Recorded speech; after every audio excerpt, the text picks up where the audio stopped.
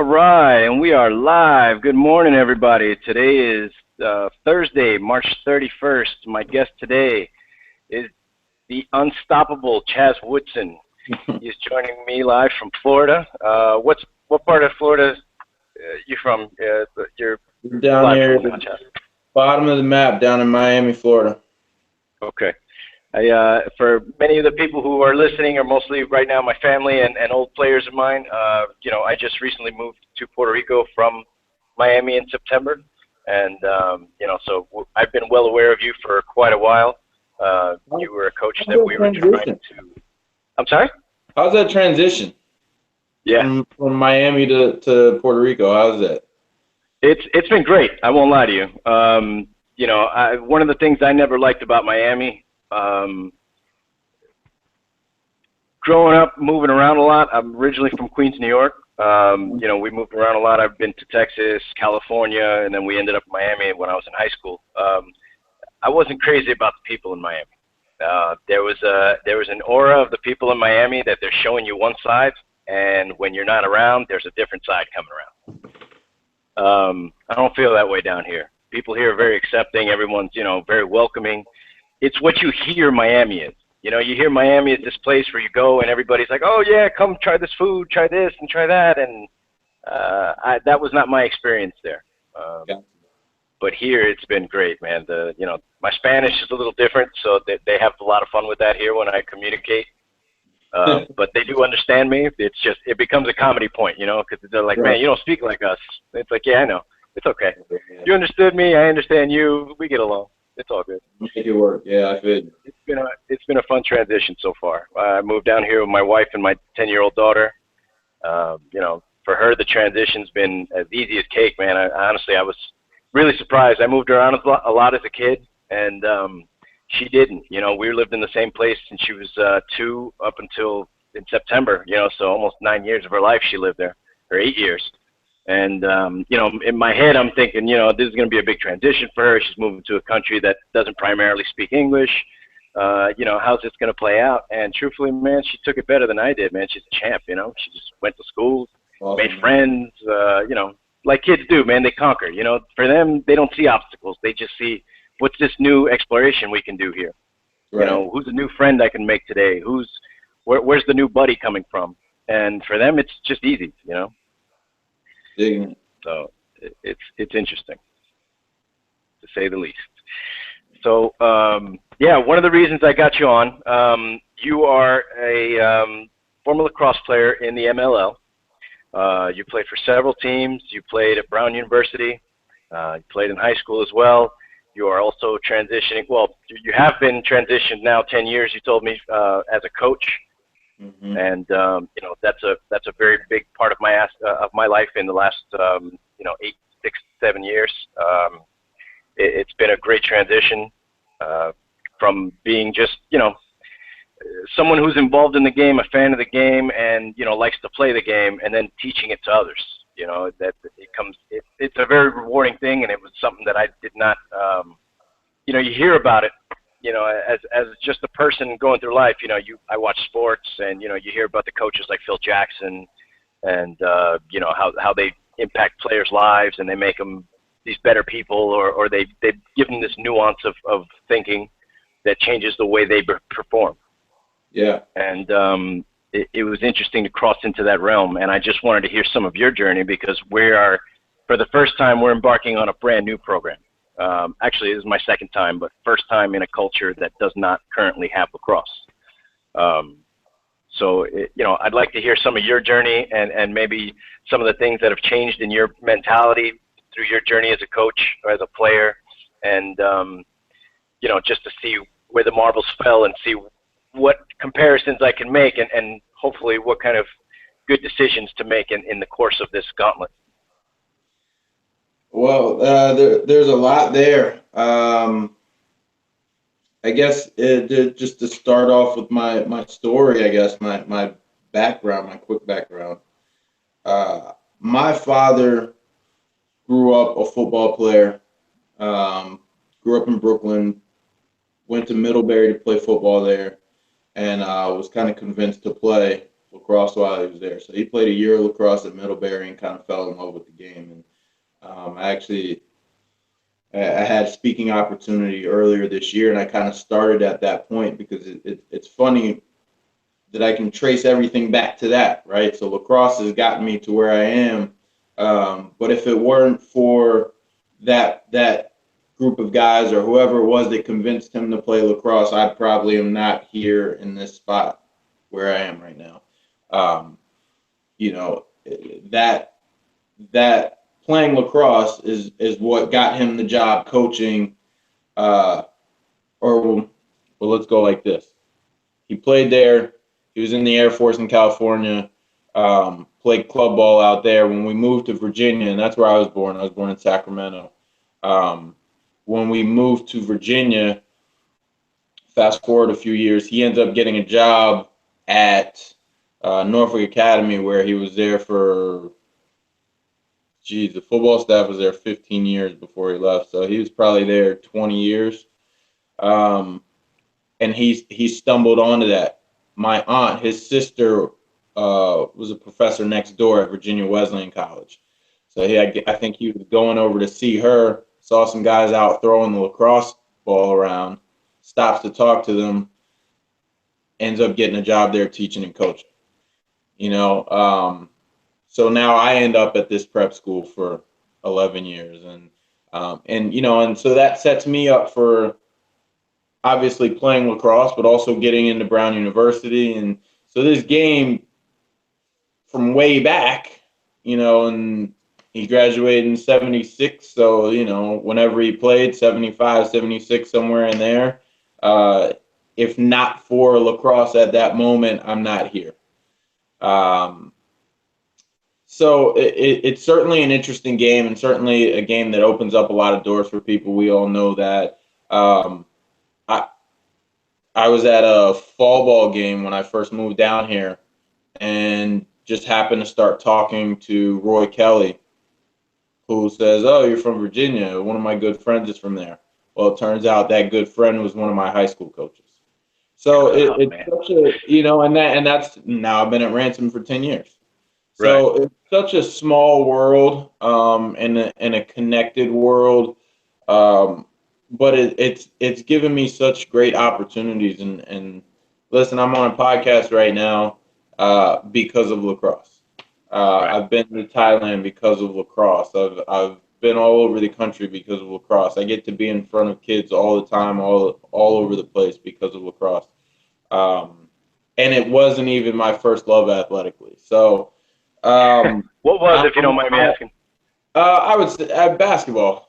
Like a lot of kids, I love playing basketball. I still love playing basketball. If I could have done it, if I could have somehow magically grown 5-6 inches my senior year of high school, maybe I would have played basketball somewhere.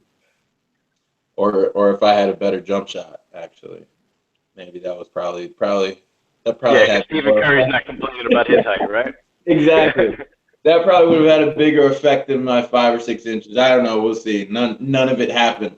I didn't get a jump shot, and I certainly did not get 5 or 6 inches. But that's kind of the sort of background of my lacrosse journey. And but it's interesting when I look at it from that perspective. Like whatever decision that was, or whatever factors led to the decision for my father to play lacrosse in college, that you can trace this all the way back to that. And without that moment, there's a good chance that we're not speaking. There's a good chance that I may not have ended up in Brown University or, so everything plays itself out the right way. Absolutely. It's, everybody says, well, it's partial luck. It's partial preparation. It's partial dedication. You know what? It's a chain of things. But if you're not doing the right things, when that opportunity does present itself, someone else will take your opportunity. Yeah, absolutely. And the same thing comes, especially as a coaching aspect. That was something that it was very hard to drill into. Not hard to, but it was a hard point that I tried to make with my players, whether they be the boys that I coached as an assistant coach or the girls that I later on took on as a head coach. It was simply the fact that, listen, You guys can have fun all you want to at practice, but I guarantee you, the day we run into the team that's not screwing around on the field during practice, you're not going to feel this way, all right? You're not going to be about laughs. You're going to be on the bus with your head held low and frustration through the air. And I'm not about that, all right? Yeah. So let's get our work done so that when we walk off the field, even in a loss, we know we did everything we could. And it's, you know, at that point, they just out-trained us. They outworked us, and we learned from that, and we move on. Yeah. And, you know, that became the constant mantra throughout the season. And, you know, it really played a factor. I just spoke about this in my last podcast, but it really played the factor in when I was a head coach of the girls. I coached at Palmer Trinity as the girls' head coach for 2 years.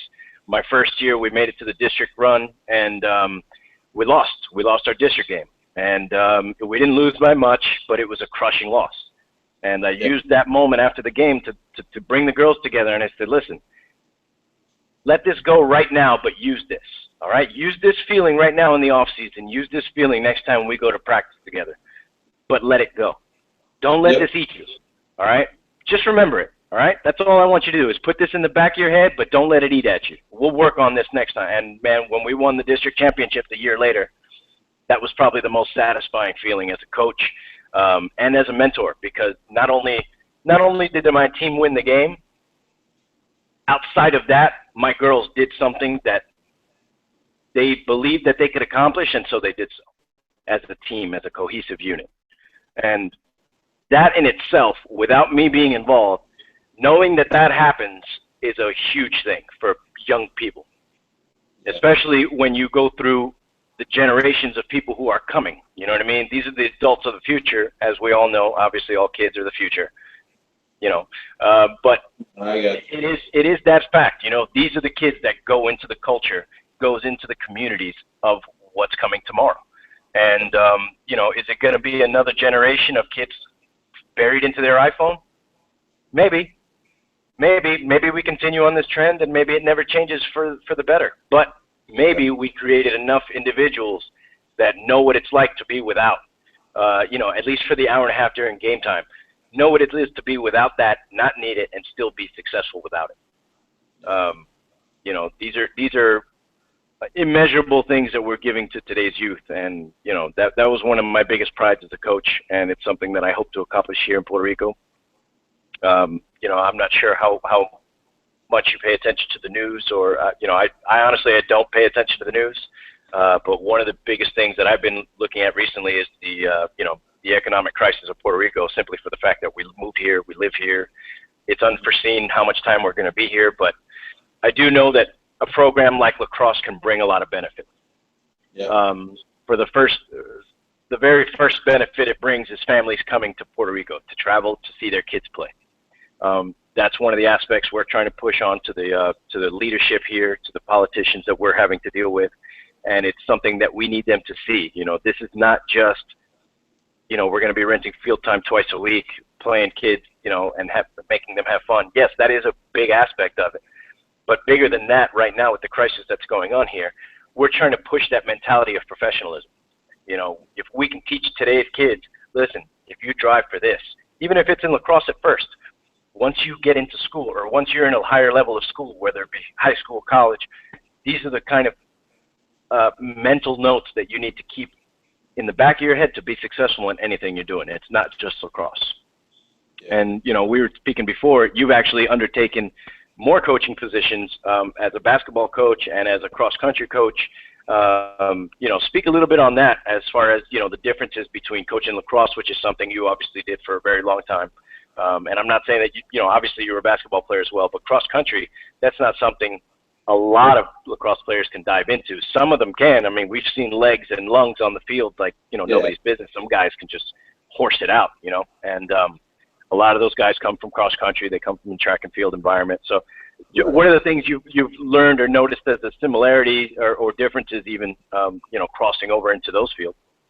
Well, I would say at the middle school level, there's a lot of difference, at least for us, because there's so many kids out there, and it's sort of a different environment than a lot of the other sports, just in terms of their commitment level. You know, they're Sure. 6th, 7th, 8th graders. A lot of them are there because their friends are there, which is probably not necessarily terribly unusual from other sports.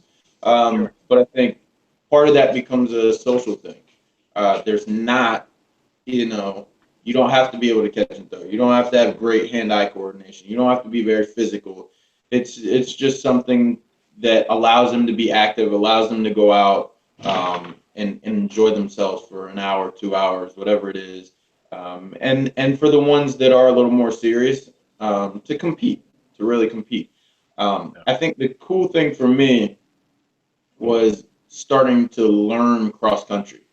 Um, it was certainly running, and running for long distances is never something that interested me. Still doesn't really interest me.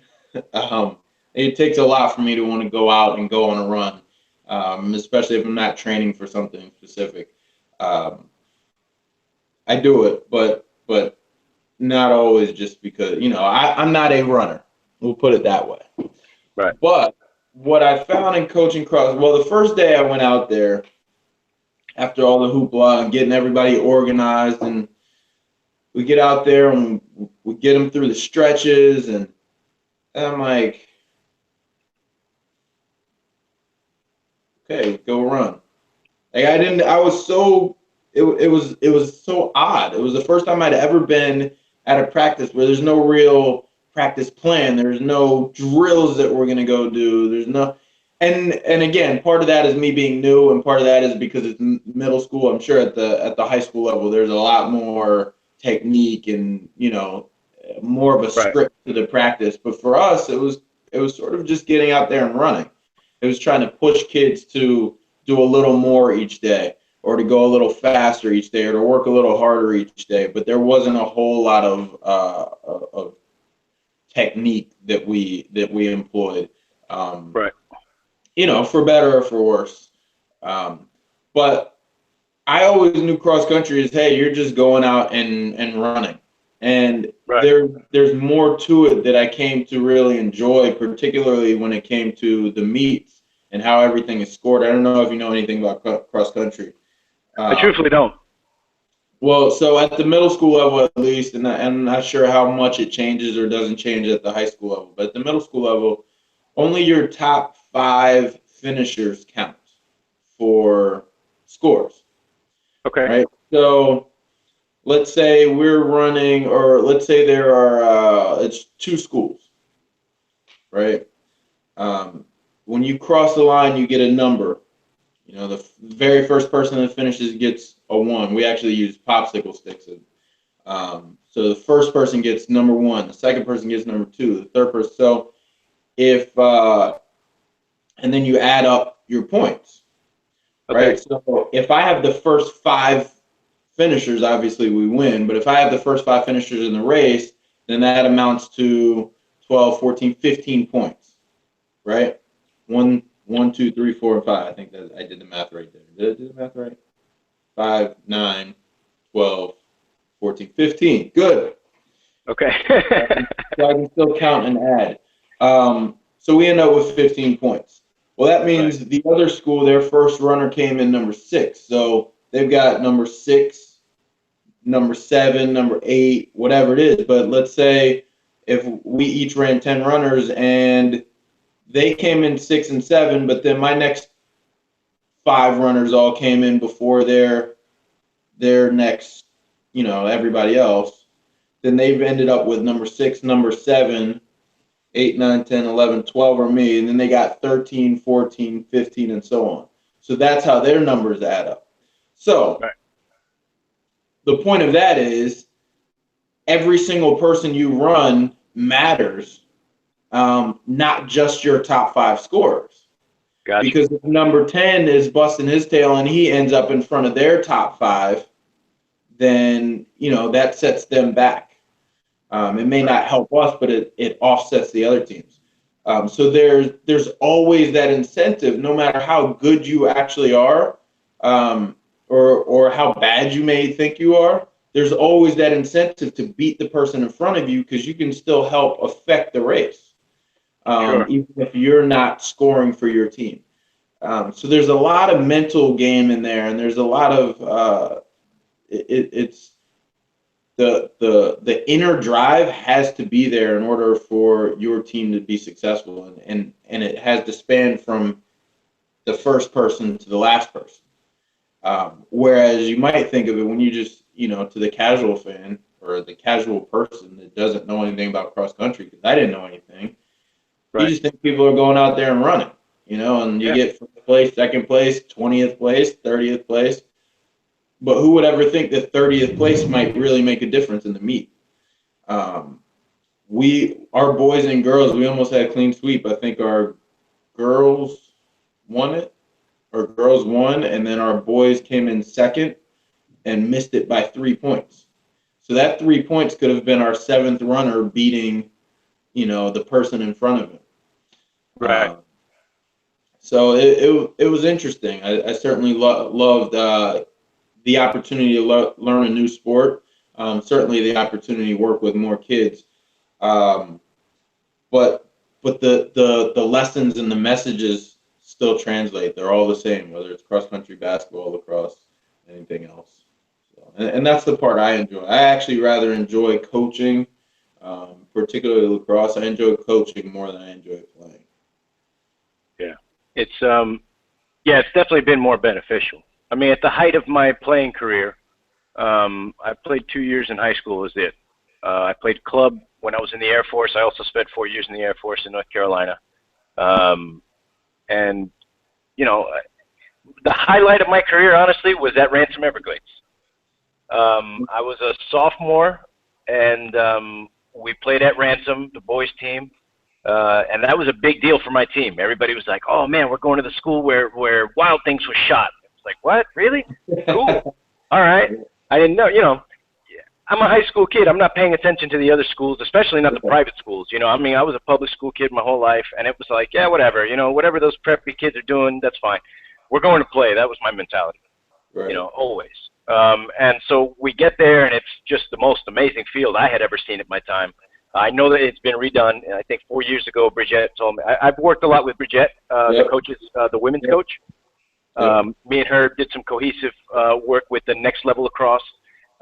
She gave us a lot of her middle school feeder program kids, and we're very thankful for that for her.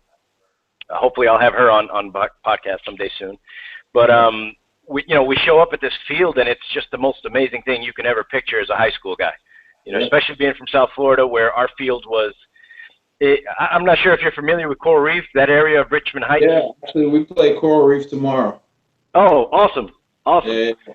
I'm not sure who their head coach is anymore. It used to be a friend of mine, Adam, but that's where I played. That's where I went to high school. So I don't know if you've seen the field there. It's this disastrous turf field of a football field that hasn't been maintained well in the years since the school opened. Right. Across the street from their football field is a middle school. I want to say it's just Richmond Middle, but there's a middle school where the field is terrible. There's weeds coming up everywhere. There's dirt mounds and clay everywhere. That's where we would play because they wouldn't allow the lacrosse team to play on the football field. It was only allowed for the football players to play on the football field. And then soccer, obviously, we're allowed to use it too, but lacrosse was banned from using the turf field at the time. So it was very discouraging, being part of the school. Obviously we were a public school, so it's not like our parents were paying for everything. But regardless, we're part of the program of the school that you're trying to, publicize, yet you won't let us play on your great field, and this is what's going to make other coaches want to schedule games with us, is the niceness of our field. I'm sure you guys experience that at Everglades. A lot of people are trying to get that competition because let's get to the name school with a good field where we can compete well. Yep. We don't want to compete in the clay field with ant mounds everywhere. We may not come into that advantage. We're used to playing on a solid field. Small things like that take it. But at Ransom, I was a midfielder, so I'm sure we do a lot of the work, a lot of the carry. At the end of the field, we pass the ball off to attack, and they get the money done. This one particular time, I took a shot over from the left side of the goalie, and I missed the top corner by maybe 2 inches. And the ball ended up in the canal that's behind the school, where the docks are. That's where the ball ended up, diagonally that way. And he told me, take the same shot again. I said, Coach, you sure? He said, yeah, take the same shot again. So Same scenario, boom, I ripped it straight into the corner. It was a great feeling. But other than that, I was an assist machine. I was for the collective, always for the collective. I've never believed in being a star in my own, in my own right. I was never really that alpha that was like, no, I'm going to go get it. I was always the Bravo, let's go get it together, guys. Let's go get this as a team, because no matter how good your best player is, if they lock him down, you're in trouble. Yeah. Whereas all your players are strong, they can't lock everybody down. I'm sorry, that's not the way the game works. If you've got one or two stars on the field, that's much easier to isolate. Now they're in double, triple coverage, and now, it's a problem for them to get loose. When those things happen, those things never happened to us when I was coaching. We had a very baseline set of players. My last year as a head coach, I had 7 girls that were scoring machines, and it was the most fun to watch as a coach on the sideline. I was not a conventional coach in the form of formations.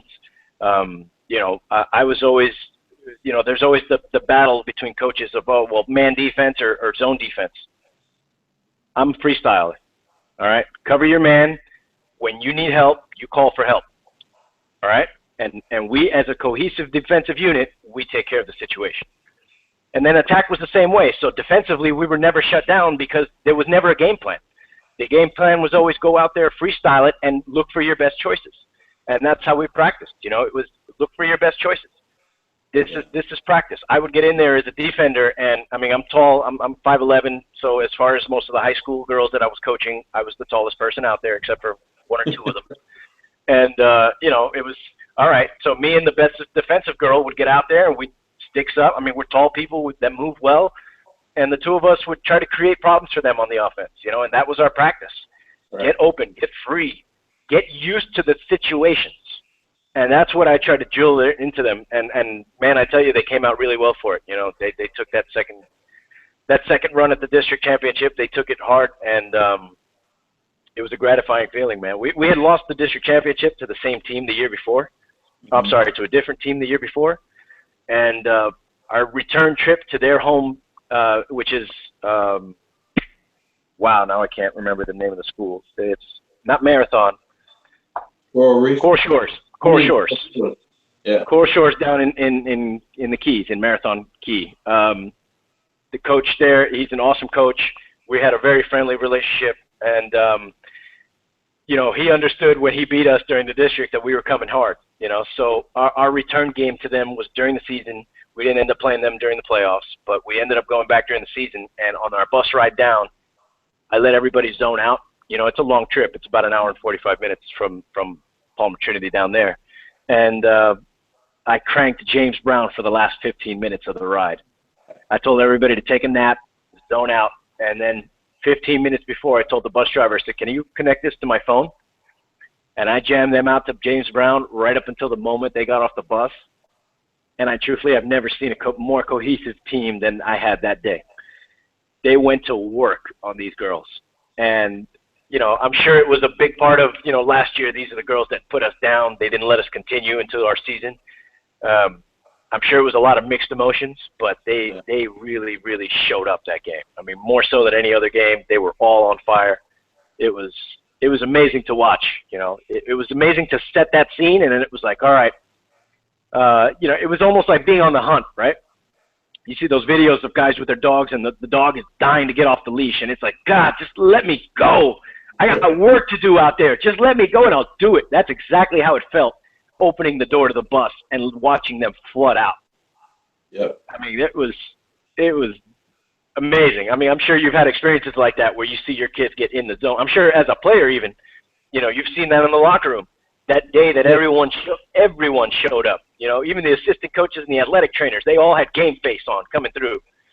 And, those are the moments that really make it memorable, Yeah. as, listen, we conquered today. We went out there and we took what was ours because we could. We worked hard to earn it, and then we just made it happen. Yeah, absolutely.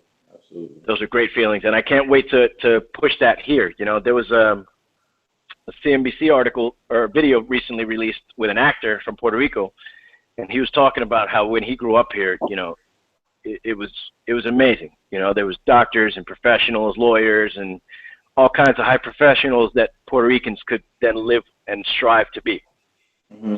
And what he was saying was, in the economic crisis that's hit Puerto Rico, I read this in a newspaper when I first got here. It's been something like 300,000 Puerto Ricans have left the island within the last 5 years. And it's mostly families of high professionals trying to find work, you know, doctors, lawyers, high-paying professionals, surgeons, engineers. They leave the island. Why? Because the money's not here. So they chase the money to live better. Most of them are going to the United States. I have a neighbor whose son is in Holland right now as an engineer there because he couldn't find work here. They have great schools here. The universities here are top-notch in the medical degrees. They produce probably more doctors and nurses than the world knows what to do with. But the unfortunate part is when I first moved here, I met another guy who had just moved here from Miami, and he was a nurse, an RN. And I formerly worked at a clinic, so I know how well RNs should be doing, you know. And it was like, well, you know, how they treating you here salary-wise? And he goes, man, it's terrible. They're giving me $8 an hour. And my face almost dropped. I was like, you got to be kidding me. $8 an hour for being a registered nurse? And he was like, dude, they have so many nurses, they don't care. You know, there's an abundance of nurses. If I walk out today, they put someone new in tomorrow. Yeah. It's like, man, you know, that's a terrible thing, especially when that career field is so necessary. You know, medicine isn't going anywhere. Right. You know, people will always need caregivers. And I don't mean to denigrate registered nurses to just caregivers, but in basic, yeah, that's what they are. You know, everyone in the medical profession is a caregiver. But these are the kind of professionals that are leaving the island, leaving today's youth to, you know, what are they aspiring to? They're trying to be reggaeton artists, you know, and please, I don't mean to say that in a denigrating fashion. I'm sure if my wife was here, she'd shoot me a look, but, you know, there's only so many reggaeton artists that are going to be famous and rich, right. You know, and that should never be the goal is to be famous and rich, you know, that's not the goal. The goal is to be successful in your own skin. You know, if money and fame come with that, then hey, congratulations. And if you know how to handle it, even better for you. But the goal is to be successful when you look at yourself in the mirror at night and in the morning. Because at the end of the day, that's the only person that needs to be satisfied. You know, and there's something to say for competition when they're giving trophies out all the way to 10th place. You know, that's a very unfortunate fact, you know, and I'd like to see less of that in today's youth sports programs, you know. And again, like I spoke about last week, it's not about calling kids losers, you know. Oh, you're second place, you're a loser. No. But number 2 should not feel like number 1, and number 10 should definitely not feel like number 1. Otherwise, what are we doing? Yeah. You know, I'm all for everyone celebrate. Hey, yeah, first place gets a trophy. We all have pizza and cake. Cool. Let's do that. But you shouldn't feel the same as the winners. You know, that should be earned. You know, I'm sure you've seen. How have you seen that experience? I know you said you're down to middle school coaching now. That's not the case in track and field in middle school, is it? There's obviously a declared winner. And yeah, there's definitely a declared winner. I think where we get kind of I don't know, where it gets tricky for us is when we're trying to give out like end of the season awards and all that stuff. And you know, there are some teams that you work with where, you know, this person, this is our clear MVP. This is our offensive, you know, standout, or defensive, whatever it is. And then there are some times where you're like, well, this kid worked hard, and this kid worked hard, and you kind of have those moments where you don't know how to really separate the 2 or the 3 or the 4, and you're like, oh, but they've all put in this work. Is there a way we can get? And then, you know, at some point it kind of kicks in. You're like, listen, not everybody that's deserving is going to get something. Sure. And that's life. There are a lot of deserving people that don't get. And so there is that fine line of like, yeah, you do want to reward the people that deserve it and have worked and probably should get something. But at the same time, there's also a very valuable teaching point in kids not getting stuff, you know, and I'm certainly not the type of person that wants to reward somebody that doesn't deserve it. And I'm also not the type of person that opts not to reward somebody just for the sake of making a point. Um, so you kind of have to navigate that sometimes as a coach. I think that's much easier to do at the high school level because either somebody stands out or somebody, you know, you they think they deserve something, but you know as a coach what they have and haven't done, and you know how committed they have been or not been. So Right. it's certainly for me because I get to coach, you know, on both ends of the spectrum throughout the year. I get to look at it from different angles, but yeah, I agree with you. There's a lot of uh, unearned reward that's Yeah. happening in the culture today. You know, everybody gets a trophy, and part of that problem does come up to us.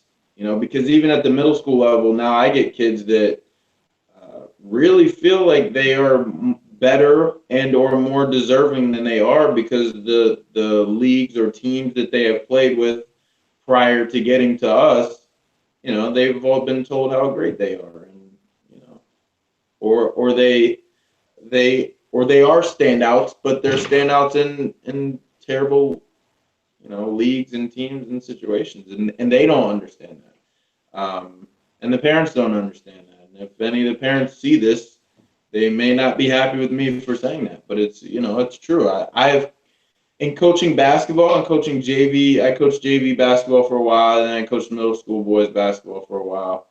And that was part of my decision to slide over to the girls this year.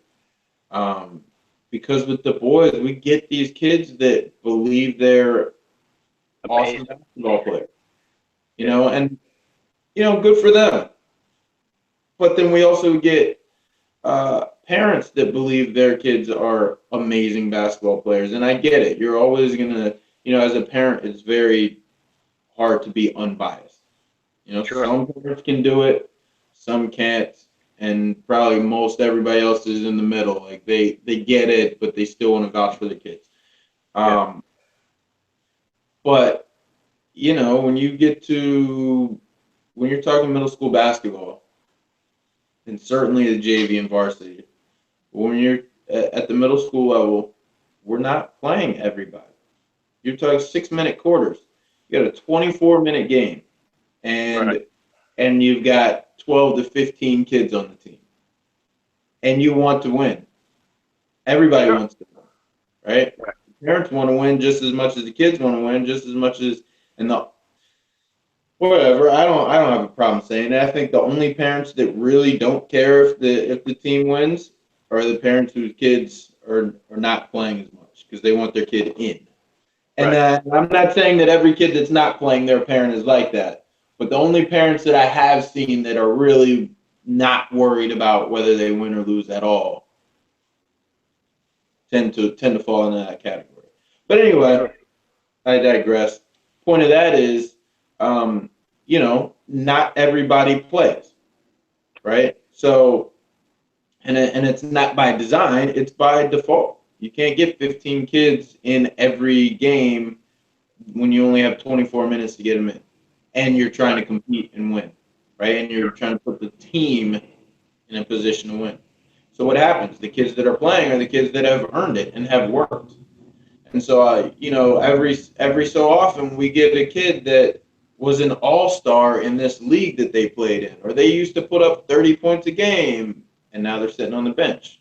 Well, there's something wrong there, and it's probably not the fact that the coach is wrong. It's probably the fact that, yeah, they were putting up 30 points a game in a league that was not nearly as competitive as you like to think it was. Yeah. Um, and so that's frustrating. Um, it's frustrating as a coach because you have to deal with the parents. It's frustrating because you have to, you know, you really have to be honest. I try to be very open and honest with players. Like, if you're not playing, this is what you need to work on, or this is why you're not playing. Um, and that's whether it's middle school or whether it's the high school. But a lot of times I find most of the kids are very aware of reality. Yeah, They more so know than the parents. more so than the parents. Sure. But I think that again, that discrepancy comes when you know some of these kids have been told for so long that they're great, Yeah. and they may not be. Um, Yeah. but There's a lot to say for that. As a coach, as a person, as a parent, I definitely believe in the power of positivity, right? But I always love to throw this in that you have to use the power of positivity within the realm of reality. exactly. It's easy to be a tiger amongst kittens, man, but can you be a tiger amongst other tigers? Yeah. Can you be up there with the other hungry wolves of the other environments? That's when you really test yourself. And it's something that's kind of evident in the All-Star games, but it's really not, simply for the fact that the All-Star games are typically looked at as a fun competition. Right. If they were looked at with any kind of seriousness, like during season play or playoff play, we would see different animals in the Yeah. All-Star games. And I think that would be a huge benefit. Obviously, I understand that we're not trying to hurt anybody before they go back to their team. It is a Right. fun competition, and it should be. But I would love to see an All-Star game where both teams are just trying to kill each other, and just really sling up points and really let the ball fly. And that would be probably the most entertaining thing for every fan in the world to see. It's just players that are not worried about going back to their team. They're worried about right now, in the next 50 minutes, the next 60 minutes, to put the numbers up. That would be probably the most entertaining thing for all the fans. But, obviously, the reality is you have to keep yourself healthy. There is a long season to go. If you get injured during the season, the chances are financially you're going to struggle later. I'm sure that I've never played professionally. You obviously would have a much more insight into that. I don't know how the MLL is structured from within. I know what I've seen on YouTube following, guys like Paul Rabel, Kyle Harrison, and stuff like that. I think the view that I have is it's unfortunate, and I don't mean to say this in a denigrating way also, but it sounds like the MLL just kind of scratched up this small league. I'm excited as hell to see it growing. When I heard about the Florida launch being a new team in the NLL, it was like, holy shit, that's awesome. It's only in Boca, maybe an hour, 45 minutes away. I can't wait to go out and see the games. Wow, my memory is slipping on me right now, but there was a guy that was promotions for the team, and he tried to get us all as NLL as our next level lacrosse as a program to get out on the field. And I don't remember what happened, but it just didn't line up for us, and we didn't end up making it happen. But Right. it was a great thing to say, holy crap, we can now take our team an hour and 45 minutes up the road to go see a professional game. Right. When I was in high school, that was not a possibility.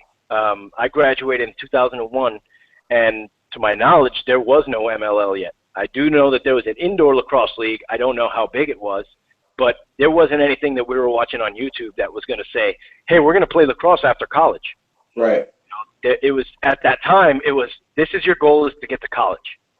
The goal is to get to college. Be great at lacrosse as a Hispanic young youth in Miami, and chances are you can go to an Ivy League college on a scholarship. And that was the hype. So here I am. I've been a public school kid my whole life. I don't really see any college potential. Honestly, I never even took my SATs because I just never saw the point. I went to the military straight out of high school, did my 4 years there, got out, and, started the workforce, man, like most people. And luckily, by chance one day, my wife and I were playing catch with lacrosse sticks in a park, and this coach approached me. He thought my wife was my daughter, and he wanted to know where my daughter was playing high school lacrosse. So it was like, no, she's my wife, and, I just used to play. And he was like, well, listen, I need an assistant coach. Have you ever coached before? No, I can't say I have. Well, how well do you understand the game? Pretty well. I can maneuver a team. No problem. I used to lead on the field all the time, even though, like I said before, I was never the alpha to say, give me the ball and I'll make the goal. No, I was, give me the ball and I'll do something great with it. I may not score. But you may see the nicest assist to lead to a goal that'll put our team in head. And that was always my mission. Give me the ball because I know what to do with it. Not that I'm going to go out there and score 30 points, but I'm going to go out there and make sure that I can get myself in the best position to help the team. And I always understood that I was a supporting role player. And that came from nobody ever told me I was great. And you know what? I'm thankful for that. you know, because I wasn't great at anything. You know, Miami-Dade called me the head coach of the year twice in a row. You know what? Still to the salt, man. My players felt that way, and I felt that. And when we would go to other teams and we would compete, even in Burjett's team in front of Ransom, win, lose, or draw, I say something to the parents and to the players. Hey, and the opposing team, you know, thanks for coming. This was a great competition. You know, we look forward to competing in the future. Your girls did great. Your girls, you know, are improving in this fashion, especially, you know, when it's a repeat game that we've seen them a couple of weeks ago. This was a much tougher competition for this reason and this reason.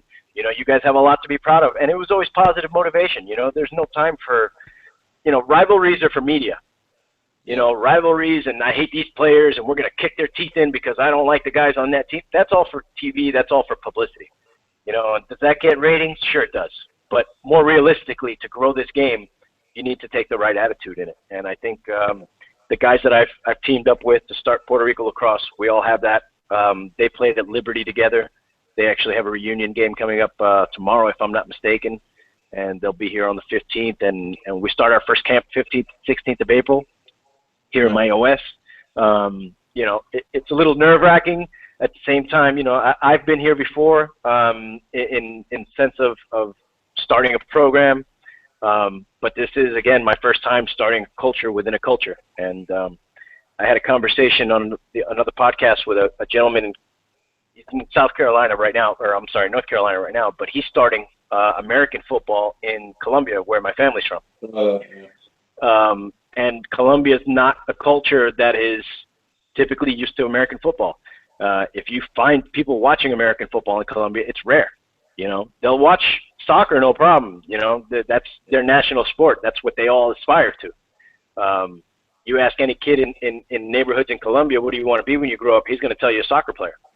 To go in there and create a culture amongst the culture that already exists is probably one of the most difficult feats you could do. You know, you're I hate to use the term brainwashing, but you're definitely trying to unbrainwash what they already are familiar with. You know, to think of their current activities as the end-all, be-all. You're trying to get in there and say it's not. You're at the same time not trying to say, oh, well, you know, you don't want to play soccer, man. That's for pansies. You know, play football. You know, that's not what he's trying to do. He's trying to say, you know, this is a great alternative. Yeah. And especially with lacrosse, I feel basketball is big here. Soccer is just now taking flight here in Puerto Rico. Baseball has been huge here for years, as is boxing. But to take these athletes and to say, listen, lacrosse can offer you this, this, and this. You know, if you're a baseball player, you can play lacrosse, easy. You know, this stick is just like a bat. The only difference is you're not trying to send it away. You're trying to catch it, maneuver, and then send it away. You know, basketball players, I'm sure you see this a lot. Basketball and lacrosse translate exceptionally well. Absolutely. The difference is obviously there's no goalie, and you're holding the ball instead of holding your stick. You know, football, soccer, these are all field vision exercises that come through lacrosse. All the same transfers through football and soccer. You know, it's a universal sport that no matter what other sport you consider yours, you can come to lacrosse and see benefits in your sport. And you'll have the bonus of having a great time doing it. You know, so we have this presentation coming up. Our clinic is actually scheduled around, it was by pure coincidence, but there's an athletic convention going on for the university athletes of Puerto Rico. All the universities are invited, so we figured that this was our best chance to make an impact as big as we could for all the athletes across the island. If we put on a decent enough clinic that we know we can do and excel as a program, that'll be seen by people who live all over the island. That's something that's, you know, as a new program, you know, to say that this is a huge public event for us is an understatement, to say the least. You know, it's our very first public event. It's our very first event, period. So, you know, we need to come through in the clutch here. We have a program designed to do that. And, you know, we've actually incorporated even prizes for the kids coming out. I actually have some extra sticks that I am stringing up, and we're going to be giving these away to some of the players that come out and compete with us. This is my old stick. I have yet to string this up, but I strung up another one the other day, and it's just nonstop. I have this one also to give out as a practice stick. I've got sticks all over the house laying around. I've been restringing for weeks, and it's just to get as much equipment out in the field so that we can get as many participants as possible. My vision on that is if we can get one or a couple kids from every age group, it'll show how universally quick you can learn this sport, no matter what age you are. I played with a 9-year-old last week. My daughter's birthday, some kid she had invited, and he was telling me he was a baseball player. Yeah, I played baseball my whole life. I said, have you ever seen a lacrosse stick? He goes, no. In 15 minutes, I had him throwing and catching. Yep. And it was, listen, your skills that you already have, this is how I want you to look at this. This pocket right here, look at it like your baseball glove. So wherever the ball's going, you just got to guide it. And then when it gets there, just tilt back, And when you're throwing it at me, treat it like a bat that you're holding vertically. Obviously the swing is the same, so do the same thing. And, it was so easy to teach this kid that it was like, yeah, this kid's 9 years old or 10 years old, whatever it is. He'd never seen the sport, never seen it actually played live or even in video. He was only taught to toss and catch. And that he did in 15 minutes. And, I mean, if you give me that kid over the course of a year, I can turn him into a beast by the time our program launches off the ground. And these are the wheels as they turn in my head, and I'm thinking of this. I'm thinking all this just playing catch with this kid. I don't say a word. These are all just boiling plots in my head. This kid could be a beast if I just work for them, And, we're inviting my daughter's entire class out to the event. We're trying to get as many kids out, as local kids as possible. Something I didn't know that was happening on the island already, and maybe you're aware of this, but I wasn't. There's a college tour company here that does sports tours for colleges. And they do basketball tournaments, they do football, soccer, they do all the tournaments of all the sports of colleges. And she, for the 4th year in a row, has had Division III college women's lacrosse here. Really? So she contacted me after we set up our Facebook page. She contacted me looking for a scorekeeper on the island. And I was like, yes, absolutely, I can do that. I went out there, took some video of the people in the audience, the athletics trainers. And, it was basically like, listen, what do you think of this sport, and how do you think it would transcribe to Puerto Rico? And the athletics trainer I was speaking to, he's been an athletics trainer for years at that location in Bayamon, and he was like, yeah, this island is prime for a sport like this.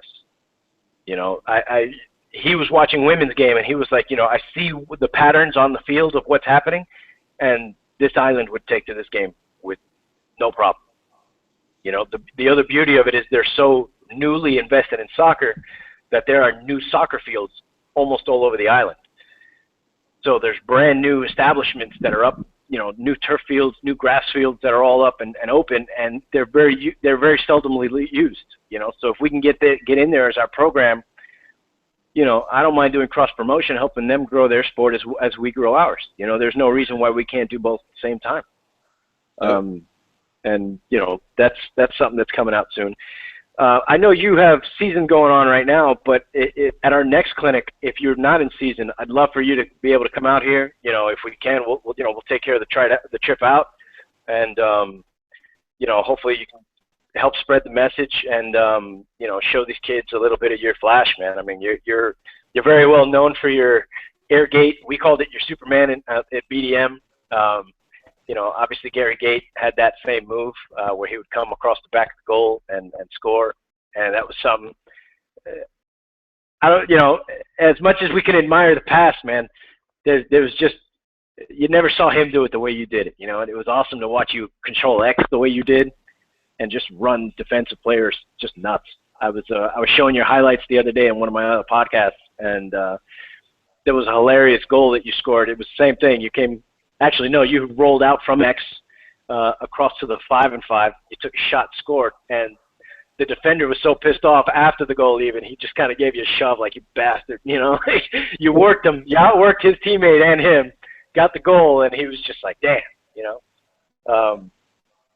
That was an interesting I love your highlight reels, man. It's a lot of great play there. You guys want to see an attackman work X with precision and with intelligence. This is the man to watch right here. His highlights are all over YouTube.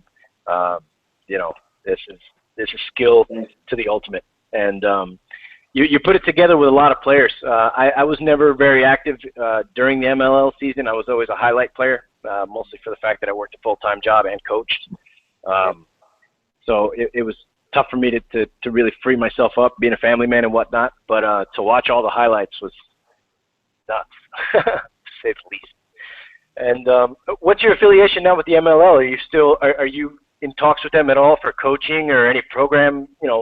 Nothing on tap right now.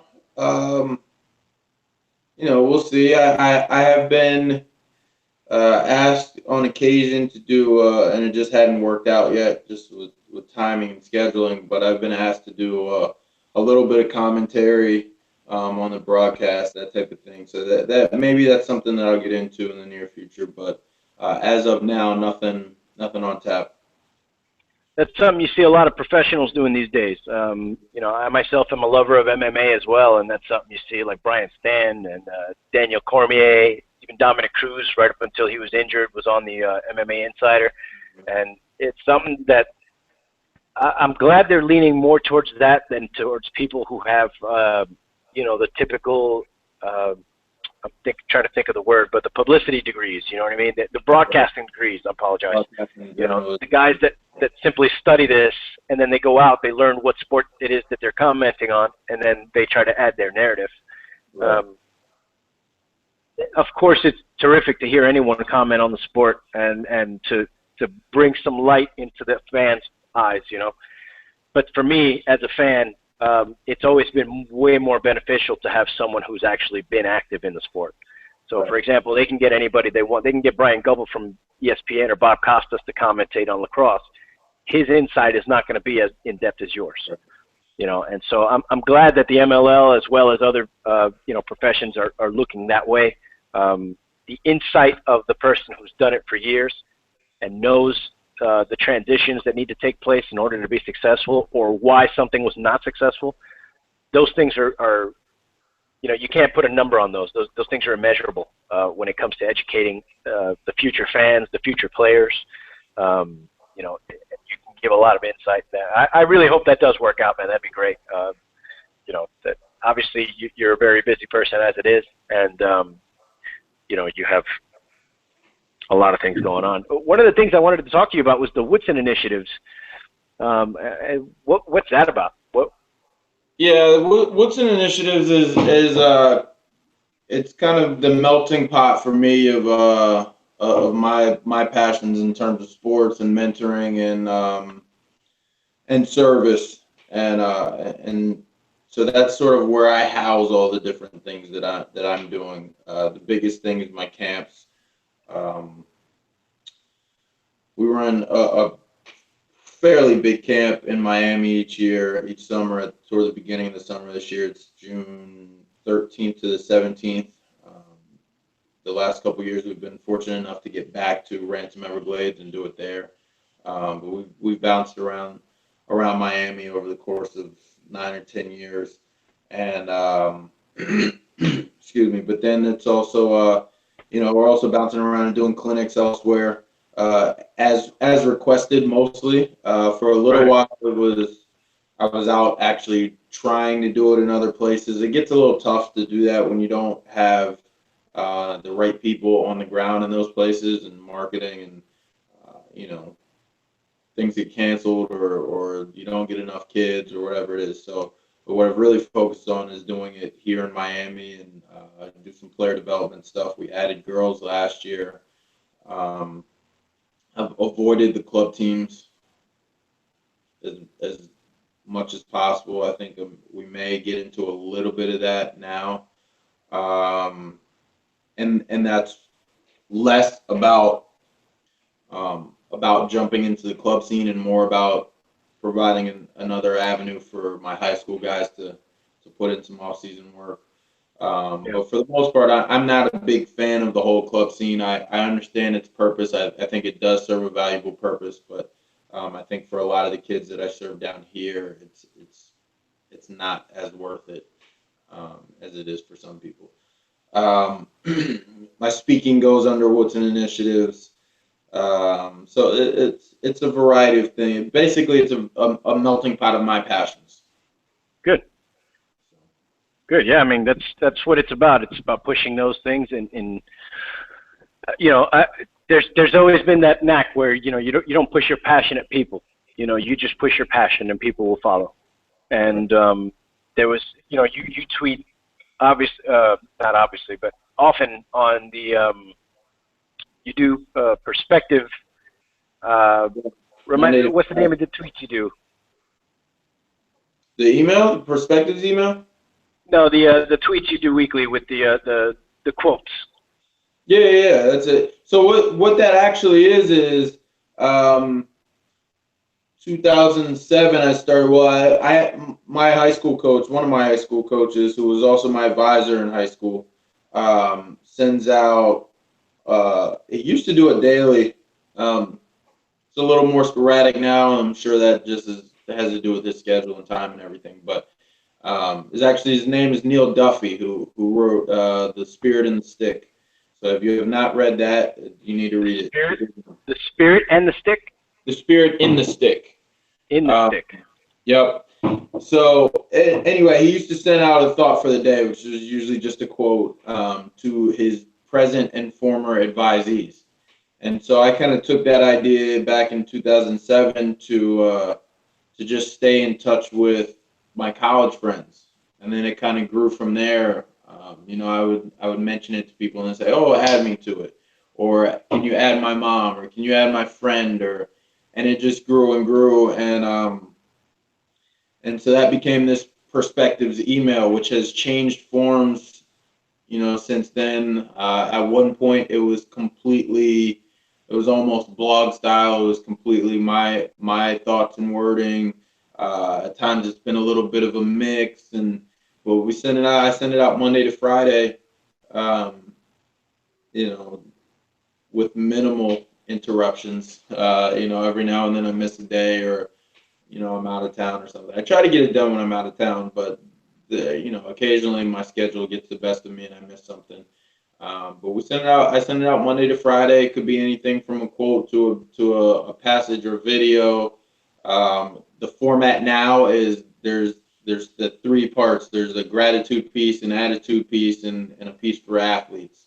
And they're not always mutually exclusive. A lot of the time, I try to keep some sort of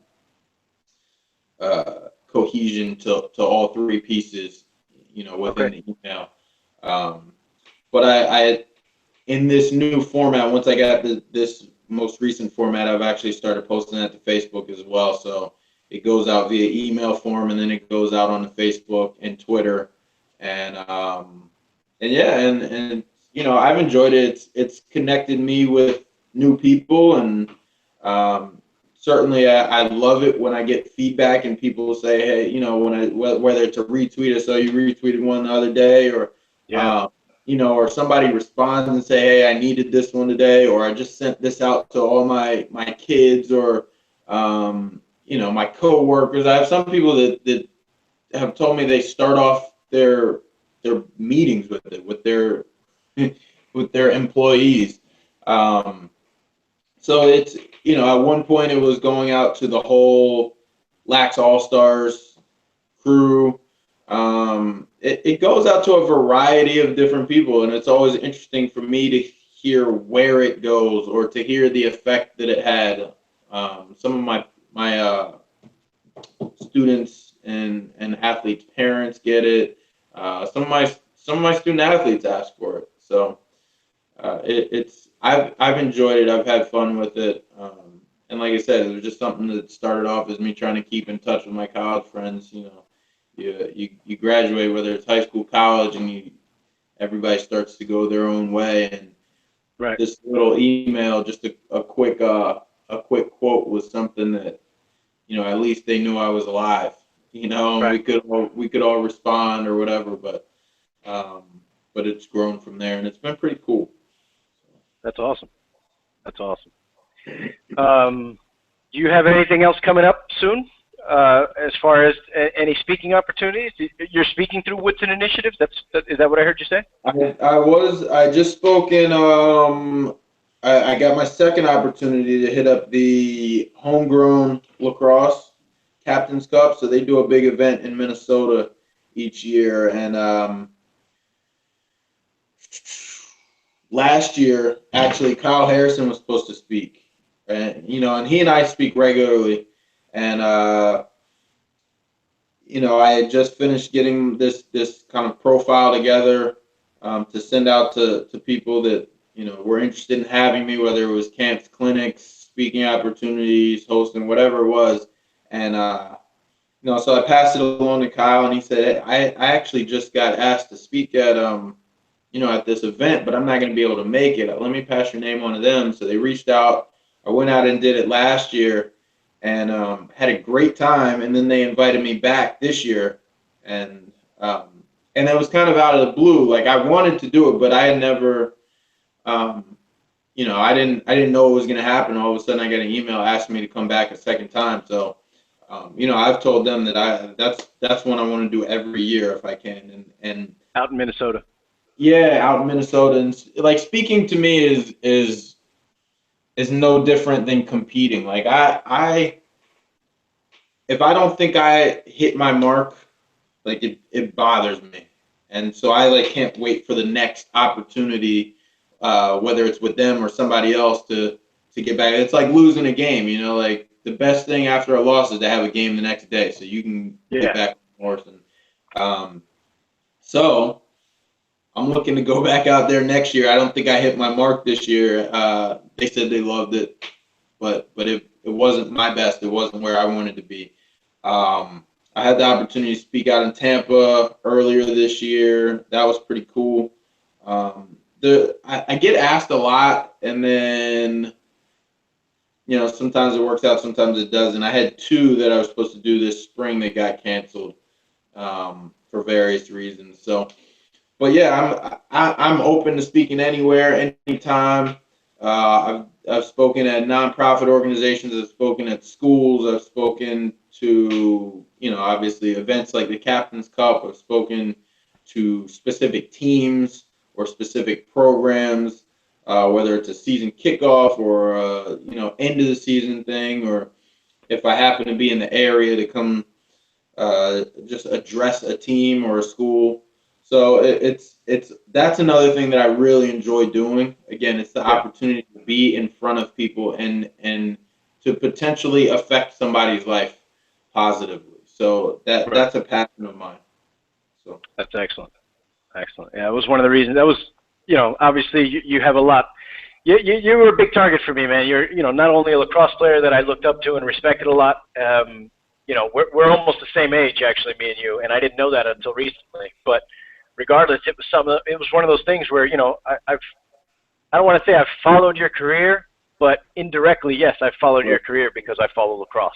And if you follow lacrosse at any level, you're going to hear the name Chad Woodson. It's one of those things that, my coach we would have, when I was an assistant coach, we were watching one of your games at Sports Grill on Kendall and 97th Avenue in Kendall. And the owner of that Sports Grill was the father of one of our players. So constantly we would have team meetings there. We would have the team car washes there and all that stuff. But one of the games we saw with you, and the kids were lit up, man, lit up to watch you work X. And that, as an assistant coach, attack was one of my focuses. Right. So rolling the crease was something I taught all the time. Don't take your shot as soon as you get to GLE. Get to the 5-and-5. You have a much wider, angle there. And so to have these guys watch you, and please don't take this the wrong way, but there are times where you pull trigger at an unconventional time to get an outstanding result. And what I mean by that is there's times where I've seen you shoot from GLE because your momentum is carrying you past it, and the ball ends up going, obviously, exactly with enough practice and preparation. You know exactly where you're putting the ball. And one of the other things I found always interesting with you, and it was one of the questions I got a lot as a coach from my younger guys, which was, Coach, why can't they just see that he's going to put it in the top corner when he does his Superman? And it's like, dude, aren't you watching? He doesn't always put it in the top corner. That's what's confusing as hell for the goalie. The goalie, if he put it in the top corner last game, the goalie may think he's going to put it there, but it all depends on Chazz where he shifts his hands at the last moment and you know, where he works his wrist. Right. Where he ends his wrist flex is where that ball's going. And until you're there, until you've seen that play out many times from different angles, you don't get that perspective. And that was one of the things that, I mean, watching the professionals is obviously how anyone learns what the fundamentals should look like, you know. And you do have a lot of great examples where the fundamentals are always right on point, right? But there's that extreme, whereas, you know, I've done the fundamentals for so long, and I think that was one of the other things that I tried to push on them was, listen, yes, the flash works when you've drilled your fundamentals down to where you can do them with your eyes closed. Yeah. Once you've gotten to that point where everything you need fundamentally is automatic, then explore with the space. You know, then explore with how hard you can run into this direction, cut, and then rip a shot.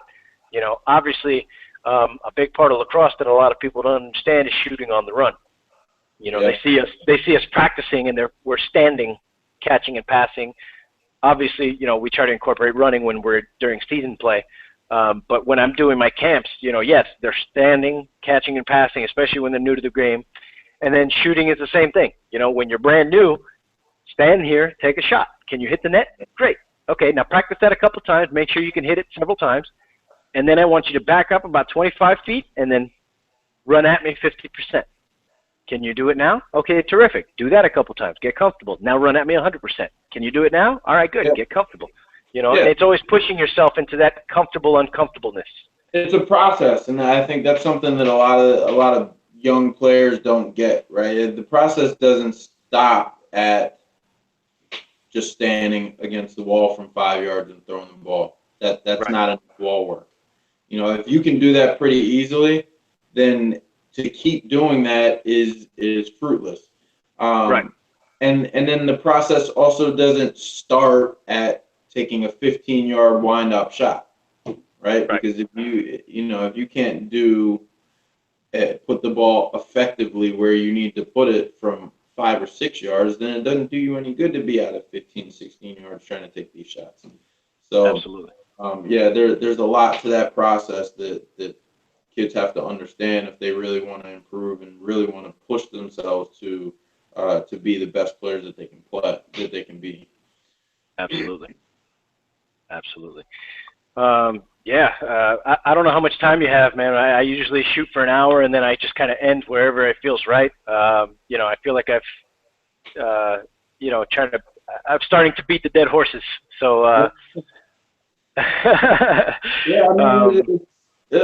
to you. I got a few minutes I can kill, but whatever you got, man. If you got some rapid fire, or you got a specific topic or something you want to touch on or question, or I guess a big thing, especially heading into this clinic, is there a specific message that you always try to bring with you whenever you're talking to any kind of athletes? I mean, is there something? I mean, obviously there's the things that I always touch on, but I always try to gather also from other coaches. You know, I think it's idiotic to stay only in your wheelhouse. I think you got to constantly gain, you know, source material from other guys. You know, you're one of those guys I gain source material from, as well as Paul Rabel, Kyle Harrison. You know, the names that stand out are the names that typically get followed, and I'm no different in that. You know, I've followed some of the best, and you know, you pick up tidbits here and there. But I want to get your perspective on this. You know, what if you had a message to give to the Puerto Rican lacrosse players of tomorrow, of next week, of April 15th and 16th, what would that message be? Well, there are a couple messages that I do always bring when I speak to groups or kids or whatever, and my speaking engagements generally flow off of this one kind of concept that I've created. I don't know. I like to say I've pulled it together, because really, listen, when you hear speakers, whether motivational speakers or anybody else or whatever, there are no new concepts. Right? All the concepts are the same. It's the presentation, and it's the way somebody delivers, meshes it with their experiences. And but something that I've kind of used for the last 4 or 5 years, I would say, is what I call the great life. Right. So when you see me and I say make it a great day, and I have great in caps, there's a reason for that. And that's an acronym that stands for gratitude, respect, enthusiasm, attitude, and team first, or team, which is sort of another way of saying selflessness. And so almost inevitably, anytime I speak to a group, there's respect, attitude, enthusiasm, and gratitude in some form always play into that. And kind of in a nutshell, you got to be grateful for the opportunity. You got to be grateful for the people that have given you this opportunity and put you in a place to have what you have. Like when I speak to the kids, it's like, well, how many of you actually paid for this registration out of your own pocket? How many of you paid for your equipment, every bit of it? How many of you paid for your club team fees or your travel team fees? Or how many of you drive a car? How many of you paid for that car that you drive in, or paid for all the get? Like, there's a lot of things that have to happen for you to sit right here in front of me right now. right? Right. And so you owe it to somebody else, not only just to thank them, but then to put forth your best effort, because that's what they ask of you. And throughout the course of our lives, there are a lot of people that do a lot of things for us, right, and put us in positions to succeed. And there's no way that we can ever pay back all of the the time and money and effort and sweat, blood, and tears that's been poured into us. So the best thing that we can do is put forth our best effort in everything that we're doing, and then to thank them. Sure. So that's sort of the gratitude piece that I always talk about, and always, especially at clinics, I always end with. But that's also a respect thing. Like, one thing I talked about in Minnesota was little thing like, if you're doing ball drills, it should mean something for you to put the ball in somebody's ear when you're passing, right? Right. And if it doesn't mean anything, to me, that's disrespectful. And it's not so much that, there's this major link between being able to throw a good pass every single time, because you're not going to always throw the perfect pass. Sometimes you're going to screw it up. You're going to throw it high. You're going to throw it low. It's going to be a little off, right? But if it doesn't mean anything to you, then why are you out there, right? Why are you wasting, like, if you can go through line drills and you put a ball high, then you put a ball low, then you put it off to the side, and you don't care at all. And you see this sometimes with young athletes, like it's not a big deal. Right. Well, now you're not only wasting your time, you're wasting your teammates' time, you're wasting your coach's time, and as a coach that you've put in a lot of time that is not just the time on the field. You put in a lot of time at home planning and thinking, and spend time with your assistant coaches and head coaches. There's a lot of time and effort that goes into giving this kid an opportunity. So when he's walking out there and it doesn't matter to him where that ball goes, the most simple form of lacrosse, a catch and a throw, right, and that doesn't matter to him, that's disrespectful. Right? That's disrespecting the whole process. And then there's the part about enthusiasm and just having a joy about doing what you're doing. I played at Brown University, where it's, for the first 2 months of the season, it's 20 degrees outside, if that, and it's windy and it's gray and it's awful. There's nothing I can say. If I'm being really honest, it was a brutal time for the first 2 months of the season every year. But you approach it with an enthusiasm. You approach it with hey, we're all in this together. Hey, I have an opportunity to go play Division I lacrosse, and I've been waiting since last May, when we lost our last game, to get out here and do this again. Right? The level of enthusiasm that's infectious and that will carry you through those times that are less than enjoyable. When you've been out there for 2 hours, and now all of a sudden you have to run sprints. No, that's not enjoyable, but the experience is enjoyable, right? And so Right. you bring your as much enthusiasm to that part of the process as you can, and it makes everything a little better and a little easier, hopefully.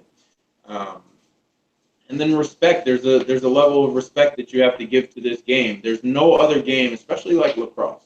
There's no other game like lacrosse, right? That was, first of all, handed down from the natives. It wasn't just thought up out of the blue. It Right. was handed down centuries ago. And if you ask the natives, it was given to them by the creator. Obviously, it's the creator's game, right? So Yep. um, you don't get that from basketball. You don't get that from soccer. You don't get that. So there's, and it's the natives' game, or it's the creator's game, and then the natives' game. It's not, and nobody else can claim it. So there's a level of respect that we have to give to the game Right. itself, because everything that we do reflects upon the game. Everything that anytime there's bad news or something happens, what's the first thing? Lacrosse player XYZ did blah blah blah blah blah, right? So when you're wearing lacrosse apparel, which is often, some of it's cool, but some of it's really obnoxious. In my Yes. opinion, I kind of, I come from the old school and that school of thought, but lacrosse apparel tends to be very obvious. And so when you're wearing lacrosse apparel and you're out doing dumb things, that reflects not only on you, but it reflects on your family, it reflects on your school, but it reflects on the sport. Yes. And to me, I think we owe a level of respect to the sport, and as a result of that, to the natives who have given us this sport. So there's a way that I think, as lacrosse players, we have to carry ourselves in order to honor this game, and that matters a lot to me. I think that's a responsibility that we all have individually and collectively. Um, and the team To first part. represent each other well, absolutely. Yeah, exactly. And the team, that all of that attitude flows into all of that, and then there's the team first part, which is, it's simple. Be about somebody other than yourself. And sometimes that means you have to take care of yourself. Sometimes that means, you have to, Heal up. take care of your body. That's a big problem. Yeah, you gotta take care of your body. You actually have to go out and work, because in order for you to be, I had a T-shirt. It'll be available again soon. I had a T-shirt I wore every game in the 2012 season when I was with Ohio that said, "If I don't work, we don't eat." So it's not just Like about that. it's not just about deferring, or actually it said we don't succeed. We don't eat. I actually saw somebody had a big barbecue grill that said something like that. I think it wasn't the exact same quote, but it was pretty close. But it said something to the effect of, like, "If I don't work, we don't eat," or something like that.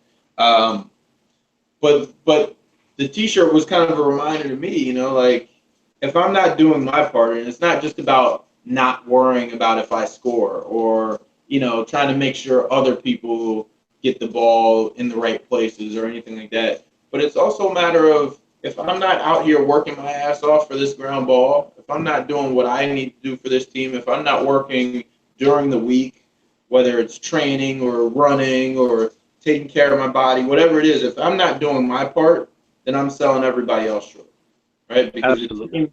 the team is always about the collection of individuals. Yes. But anyway, I digress. That's a lot, but the team first matters. Team first matters. Your attitude every day matters. Your level of respect that you show this game, that you show each other, matters. The enthusiasm you bring to each day matters, and certainly being grateful and showing gratitude in everything that you do matters. And so when I speak to groups, it's always somewhere in that realm, if not, a combination of those things. Absolutely. One of the things I touched on with the football coach that I was talking to the other day was, and I'm glad you touched on it too. This is the creator's game. We'll use words like natives, Native Americans. That may be the worst word to use, but yeah, the natives. The indigenous people of the land. Yeah. They played this game, and you'll read a lot of different things, especially because, like we talked about earlier, it's the interwebs. Your facts are going to get crossed. But one of the biggest things that I learned about the sport when I started playing in high school was the fact that the sport was used for war preparation. Right. That's how it was taught to us, that this was a sport of war preparation amongst the American Indians, amongst the Native Americans and amongst indigenous tribes all over the world. And more so than that, there's an aspect to it for sure. There's that teamwork aspect, especially coming out of the military. It was much more aware. I was much more aware to it then, which was, cohesively, when you're performing at all levels and everyone's performing on all cylinders, you can get a lot of amazing things done, and it's not limited to lacrosse. When people talk about the game as being war preparation, I said, yeah, if you want to look at it like that, that's fine. You can look at it that way. Here's how I looked at it. All right. This is a cohesive group of guys that are actively pursuing the same goal, right? What more so of a goal than simply to feed yourself and your family, right? So in my eyes, when I got out of that high school mentality of, well, yeah, we're going to war, boys. This is how we prepare for war, to be a cohesive unit. More so than that, this is how we eat together.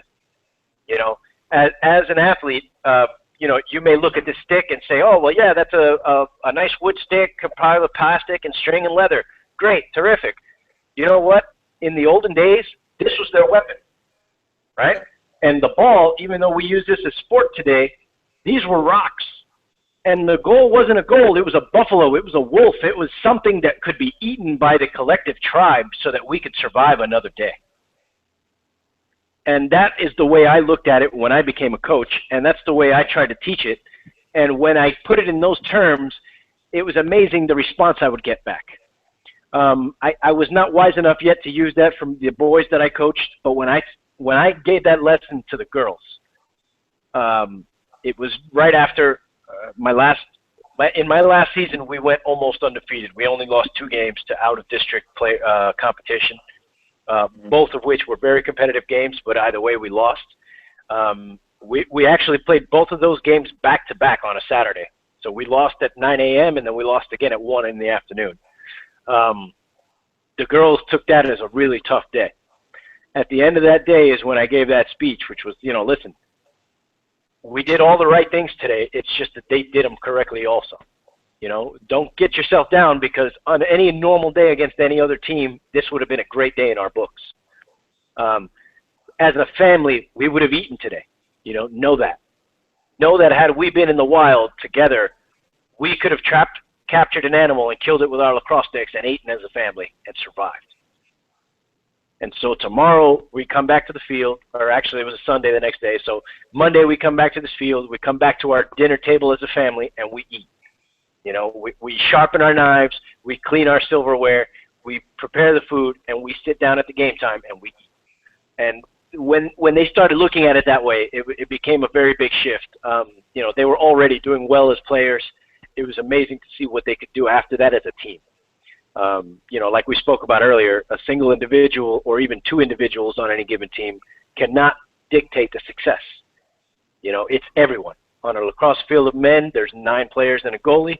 On a lacrosse field of women, there's 11 players and a goalie. Every single player on that field counts. Every single player on that field, whether or not they touch the ball, is important.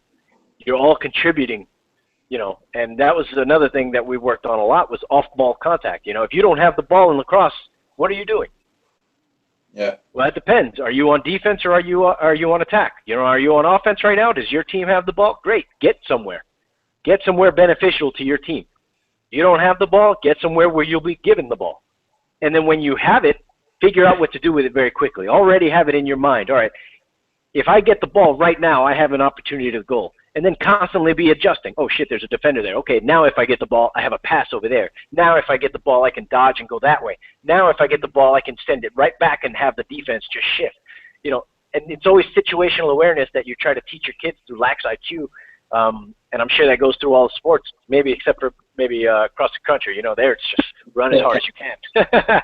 But, you know, it's one of those things where, you know, you put them in situations where they have to learn from it, you know. And so thinking about it that way, it only made more and more sense that this was not, and maybe it was, you know, maybe it was a game of war preparation, but more so it was a game of tribal preparation. Yeah. You know, it's a way to bring the kids from, listen, little man, you know, just a year ago we were wiping your ass. This year you're coming with us on the hunt. Yeah. You know, and you got to play a factor. And sometimes your factor is going to be way in the back on the bench on the lacrosse field. You're going to be way in the back staying quiet, because if not, you're going to scare our hunt, and we're now going to starve because of you. So sometimes, you know, and that was a big thing for the freshmen, you know, or in my program, I was actually coaching the high school girls team, but I had junior high school girls on my team because we didn't have a junior high school program. Palmer Trinity is an all-around private school, and they go from junior high all the way to high school, I should say. So we had 7th, 8th graders on our team, and that was my message to them. You know, you were the kids that you just had your ass wiped, and now you're on the hunt. Okay, so being on the bench is not a punishment; it's a learning experience. Picture yourself in the back of the tribe, and you're watching the hunt go down. Learn your role. Focus on players who are playing your position, and focus on what they're doing correctly. You know, and I always tell people, you know, don't listen to me as much as you're listening to the instinct that I've given you. You know, what I may say in that moment doesn't necessarily transcribe what I'm trying to get. And so especially as a coach, you know, I'm a passionate coach. I was not one of those coaches that flies off the handle. I was really good about that. I saw a lot of bad examples when I was an assistant coach, not from my head coach, but from other coaches and other programs. You know, they fly off the handle, and the first thing that happens when your coach flies off the handle is your players start to fly off the handle. Yeah. And your captain will follow the lead from the coach, and all the players will follow the lead from the captains. And if you start that virus spreads, and before you know it, your team is arguing with each other on the field. And truthfully, as a head coach, that was one of my favorite things to see across the field. You know, when we're in the first or second quarter, or in the girls' game, first or second half, and I'm looking over at the other field, and the coach is going berserk, and the players are now starting to argue back and forth with the coach on the sideline. That, to me, we won this game, guys. We won this game. Just don't let up. Keep doing everything you're doing, and look over there every now and then and remind yourself not to get there. Don't get to where they're at. No matter how bad we're doing, don't get to where they're at, where they're fighting with each other. You know, I've never actually seen that help a team. I've been an athlete for most of my life. I've never seen that help a team when they start bickering back and forth. Or, you should have done this. Well, it was your job to do this. There's no time for that. There's time for, you know what? I know what my job is. I'm going to go do my job. And that's the only thing you have time for. You know, that's a part of ownership that comes not only with lacrosse, but all of life. You know, and it goes from your work life, it goes from your family life, it goes for your financial, it goes for everything. You know, if you're not happy with the way things are going, there's only so many ways you can correct them. One of the ways is change the way you're thinking about that situation. Yeah. You know, if you're unhappy with where you're at, there's a real quick way to fix it. You know, change what you're doing. You'll start to see different results, and those different results may lead you to either what you're looking for or in the direction of what you're looking for. You know, and that's you know, again, that's one of those immeasurable qualities that we can give to youth today that will carry them all throughout. And it's something that, you know, we're looking very much forward to doing here. And you know, that there's a lot of momentum going into April, and we're looking very much forward to it. You know, we've overcome a lot of obstacles already, and we're finding just kismet opportunities. You know, this whole camp was supposed to take place on a beach, or this clinic was supposed to take place on a beach in Puerto Rico. One thing led to another. We ended up coordinating with an event planner who just so happens to be putting on this event for all the universities in Puerto Rico. You know, what's this event regarding? Athletics at the universities. Well, hey, we just so happen to be doing this. And it's like, oh, yeah, you know, let's see if Right now, we're trying to get scheduled into the event. But if that does not happen, that's not going to stop us. There's plenty of opportunity in the fields around the event. Just for the simple fact that people are going to be going there and parking, we can set up in a place where they can see us and be visible and get our word spread out. Already on social media, just those videos I took of the athletic trainers and the coaches and the referees speaking about bringing the sport here, that's building momentum already. We're getting contacted on Instagram, Twitter, Facebook, and people want to know, where can I go to learn? Where is this taking place? Where can I participate? Is there a limitation? And right now, no, there is no limitation. We had a focus of starting the FILA team here, the International League team. I don't want to stop there. That was not my focus. My focus is very simple: bring lacrosse to Puerto Rico. Yeah. My partner's focus is that, get the federal team up and running. That's fine. You can't do one without the other. So we joined forces. My role as the team member is the grassroots program. Going out there to the schools, to the colleges, playing out in the field with my daughter, with my wife at the beach, getting people to notice what it is we're doing. And then, like you said, because we're carrying those sticks, we're associated with all the players that will come in Puerto Rico in the future. Yep. So when they see that stick, they see not only me, they see my wife, they see my daughter, they see all the kids that we'll represent in the future. And I think that's a great, once again, using your acronym, that's a great way and great pitch to use is that acronym, that stands for all the things that our sport represents. Yeah. Gratitude, respect, it all boils down to those things. And, I was very privileged to have you on today, sir. I won't take up any more of your time. We've been here an hour and a half already, and I think we've got plenty of great messages passed out to the lacrosse community as well as, just communities in general. This is a universal message, even though it does dance around the topic of lacrosse. Yeah. So thank you, sir, for your time. Thank you. And, tell the people how they can get a hold of you, Chazz. Social media on Facebook, Chazz Woodson page. Instagram is the Chazz Woodson. Twitter is Chazz Woodson. And I think that's about all I'm on social media wise. If you are interested in getting on the Perspectives email list, you can reach out via any of those social media, or you can email at inspireonemore. That's the word one. Inspireonemore@gmail.com. All right. And as always, people, this podcast will be available on salthetech.com. Please stop by and visit us, Sal the Tech, like my name there, Sal, and I'm the tech, the technician.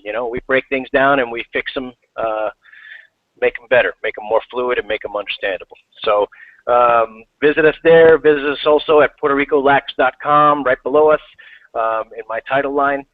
That's our new website that we just launched to try to get our promotion out there, try to get a contact list of people so that we keep ourselves organized with our group of followers and let them know when the events are coming up and the camps that we have coming up soon. So, sir, thank you very much. And as always, everyone, if you're in a rut, if you're not happy with the way things are going, change them. All right, change what you're doing or change your attitude about it, change your perception. Try to find a new way of looking at it. You may find the answer, all right? And sometimes there isn't one, and you just need to change what it is you're doing. So don't be afraid. Don't be afraid of the change. It's beneficial for all of us, and it is mandatory. You change it from the time you're a single-celled organism all the way to you're an adult and then in the grave. So, be well, people. Be well to each other, and, we'll see you next time on the Perception Therapy Podcast.